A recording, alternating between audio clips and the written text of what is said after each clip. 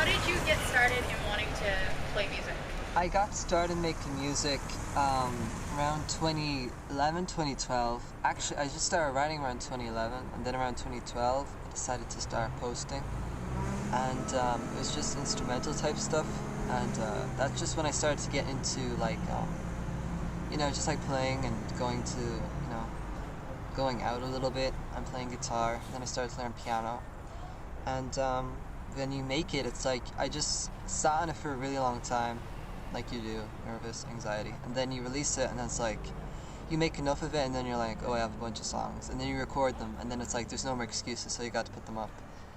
And they were just really home recordings, and it was just me doing it. And I just saw everybody else doing it, so I eventually was like, I'll do it, and I'll put them up. Right, so what were some of your biggest musical influences growing up? Courtney Love, Nirvana. I would say maybe some Coldplay, and then the rest would be like the Kooks, or it would be electronic artists actually. So really kind of stuff like Moby and William Orbit and Ben Jordan. I really like that, like the Flashbulb. I really think that those are great records that they make. They have just like such a atmosphere to them, and David Bowie is a big one. He just very sad.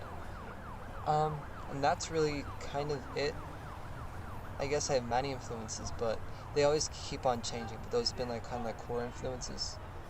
And I like deadmau5 too. I really like deadmau5 a lot. Anything electronic I really do love. And it's weird because I also started out doing folk and Irish music. So I love Hudson Taylor too, and I like another great band, Ham Sandwich is good.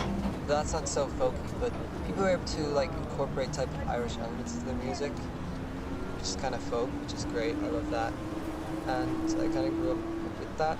But really, just when you incorporate that into music, it can be experimental, it can be indie. I also like jig-bug, not just total electronic or folk, but definitely alternative rock in between. Alright, what are some of the bands that you're listening to today? I listen to Ambassadors. Ambassadors, they're great. I love them. Actually, I was just listening to their new song. Not their new song, I think it was just put out 3 months ago, maybe. Hold On, because I'm unsteady. It's great, I love them. I love discovering new music. I listen to a lot of that YouTube channel, Suicide Sheep. It's nice electronic stuff. It's real good. Alright, what can fans expect? What can they come to see? Fans can expect to see in a live show just me and acoustic guitar. I am trying to get better. And sometimes I play the track, which is good. And you can hear a bit of that. You can hear some of the track, and that's for like something that I've spent a lot of time in production on. But I might as well just showcase it. Or I play it like a keyboard. But it depends on whether or not I'll like bring the keyboard to the actual venue or not. I very hardly play, but if the keyboard is there, I just kind of sit down and I can play it, and it's fun. And fans who get to meet up and see me there, it's great. And then so I'm always prepared on 2 of my instruments. I always have to rehearse a lot, but mainly going to be an acoustic show, and I promise I don't lip sync, and so everything is live. Everything is really done by me. What inspired you to write music? What inspired me to write music? Really, it's about everyone else doing it, and friends were really good at it. I was not so good at it. I wanted to try music, and then also having to write and making a bit of a discipline, in a way, you know what I mean? Like, and then inspiration. Very self-made artists. Daniel Johnson is a big one, a huge one actually, because you can listen to his production, and it's not like it is what it is, and that was really inspiring to see someone like that who's able to break past the boundaries of what production should be and what a finished record should sound like. To me, it's like people are like, I just watched a video today, like some guy, he was like too scared to post music. He was like a big YouTuber, but he was too scared to post himself playing piano. And I was just thinking, like, there are some people out there who will not post music, and I've worked with people who will not post music until they feel like it's 100% finished, and that's great. But it's like, I can sit on a record for like a while, or like a song for a couple of months, I don't like pick at it until like I feel like okay, it's good enough. But then when I put it out there, I put it out there. And if people have something good to say, if they call me, if they call me bad words, if they call me good words, I don't really care. It's just is what it is. And it's better than getting no response. Because for a while you can get no response, but then when it suddenly writes songs that people do want to hear, and then when it kind of gets views, then you feel really grateful. So you just want to keep on putting out more songs.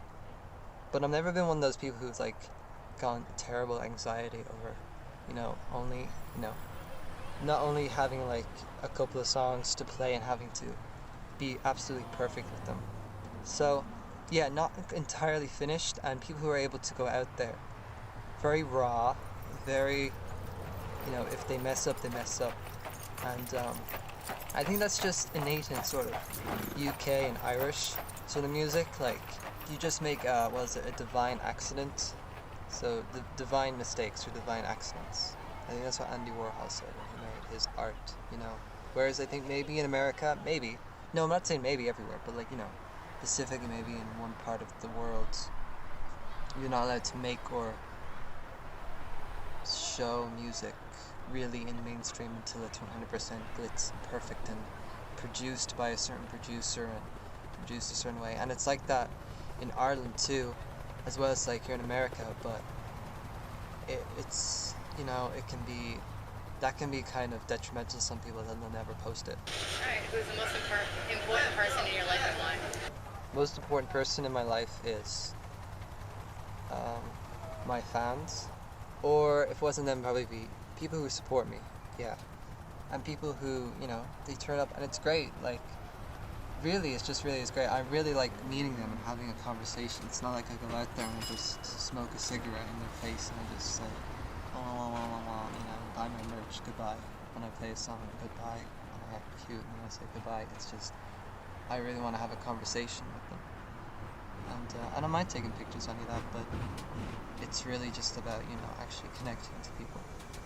That's why, that's really the most fascinating thing about doing this, and I hope I don't ever lose that type of connection. What are your views on self-harming? Views on self-harming? Yeah, you should definitely go and look into alternative types of therapy that won't be just for mainstream. I feel like a lot of people in America have this stigma where when they're asked that question, they go, oh, that's so sad, you should go see help, don't be scared to ask for help. It's like, at the end of the day, it's like, what kind of help do you want to get? And in Ireland specifically, they will just tell you to go take pills, or they will tell you to just get over it, basically. I would say definitely if that doesn't feel or resonate with you, then also look up some alternative type of methods. I heard that yoga is really good to help people who self-harm, because when you self-harm, there's a neurological pathway in your brain which gets associated with a dopamine release whenever you harm yourself. It's almost like that whole punishment or reward system. So if you get punished, then the bad things that happen will stop. So when you feel that pain being triggered, it's like a relief. So when you feel like the pain is being triggered, it's like it's such an overwhelming thing that now that you've been punished, and this is just some TED Talks I've been looking up. I'm not an expert at all, but that's just a psychological way that people want to stop self-harming.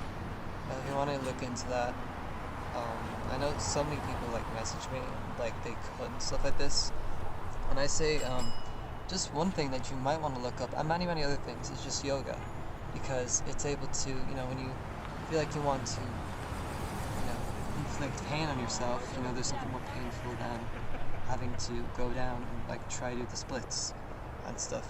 That stuff's painful, and then your neurological pathways, they get that dopamine release, same as yoga does, and it's a way of meditating also.